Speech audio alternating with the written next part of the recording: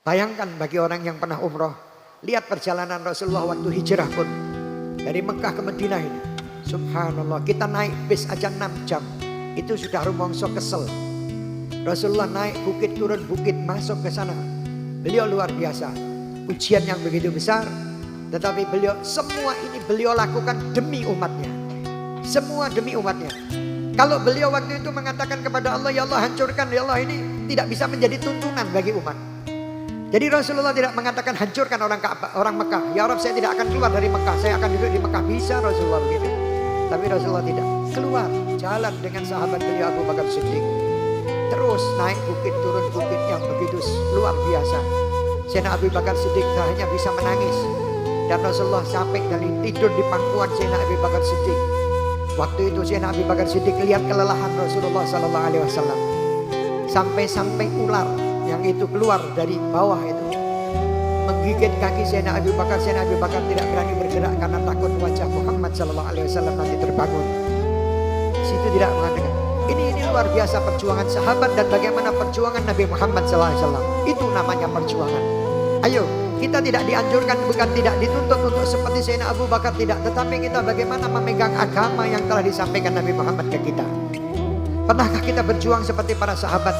Kita lakukan apa yang diperintah Allah, diperintah Rasul, itu termasuk perjuangan juga. Mari, ayo kita tunjukkan bagaimana akhlak Rasulullah, bagaimana cara Rasulullah, bagaimana kehidupan Rasulullah.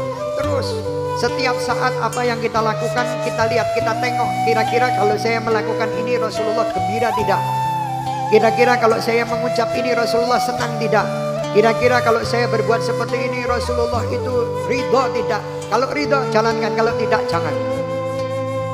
Karena apa?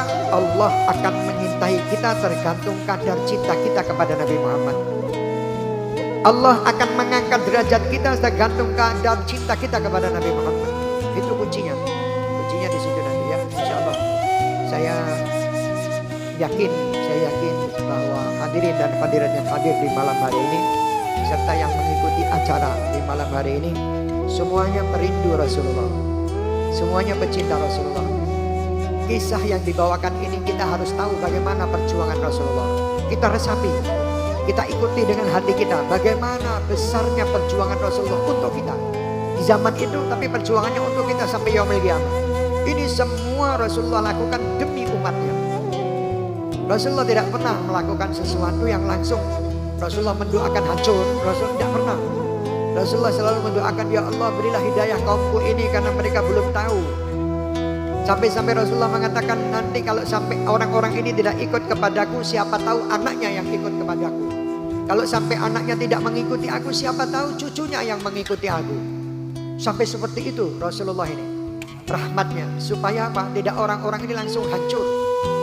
Tidak langsung hancur. Kalau Rasulullah mengangkat tangan semenit habis semuanya. Seperti Nabi Allah Nuh. Ya Rabb, jangan kau tinggalkan sedikit pun dari mereka. Karena kalau sampai tertinggal satu rusak. Tapi kalau Rasulullah tidak, berilah hidayah mereka ya. Supaya mereka, karena mereka tidak tahu. Hum la ya'lamun. Karena mereka tidak tahu, ya Allah berilah hidayah. Mereka tidak tahu siapa saya. Kalau mereka tahu siapa saya sebenarnya, mereka niscaya tidak akan melempari batu. Mereka tidak akan melempar dan tidak akan mencaci. Karena tidak tahu, ya Allah mereka melempar saya. Maafkan mereka, ya Allah. Berilah hidayah mereka.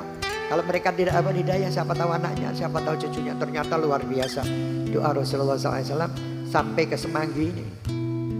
Sampai ke Semanggi. Ini kita termasuk yang mendapatkan hidayah. Bisa kumpul, bisa ini, bisa mendengar nama Nabi Muhammad dengan rindu. Mendengar nama sahabat-sahabat Nabi Muhammad dengan senang. Ini luar biasa. Tidak kita dapatkan, tidak sembarang orang yang dapat. Makanya Habib Ali mengatakan min khawasil mu'minin. Wa tarwihan lil muta'alliqina bihadan nuril mubin. Orang-orang yang mempunyai ikatan kuat dengan nur Nabi Muhammad itu orang-orang yang khusus. Bukan sembarangan orang. Orang-orang yang khusus, orang-orang yang di dalam hatinya itu ada rasa rindu kepadanya. Walaupun kita ini belum bisa membuat beliau senang dan gembira. Kerinduan ini nanti yang akan memperjumpakan kita dengan beliau. Rindu dengan niat yang baik untuk kita betul-betul bisa menjalankan apa yang beliau sampaikan kepada kita. Insya Allah mudah-mudahan kita ke depan bisa terus mengamalkan apa yang beliau sampaikan. Kita ucapkan jazakumullah khairul jazak ya Sayyidi ya Rasulullah. Kita berterima kasih kepada Rasulullah yang mana beliau telah berjuang untuk kita, dan kelak beliau pula yang akan menyelamatkan kita menghadap kepada Allah Subhanahu wa taala untuk memberi syafaat kepada kita semuanya hingga kita bisa terselamatkan dari semua fitnah dan terselamatkan pula insyaallah daripada fitnatul akhirah, dan kita bisa berjumpa dengan Rasulullah sallallahu alaihi wasallam di akhirat kelak di surga Allah Subhanahu wa taala bi ghairi hisab, bi ghairi hisab, bi ghairi hisab. Kita, orang tua kita, keluarga kita, anak cucu kita hingga yaumil kiamat semuanya insyaallah akan mendapatkan apa yang diinginkan dan akan mendapatkan syafaat Rasul Muhammad sallallahu alaihi wasallam. Amin ya rabbal alamin.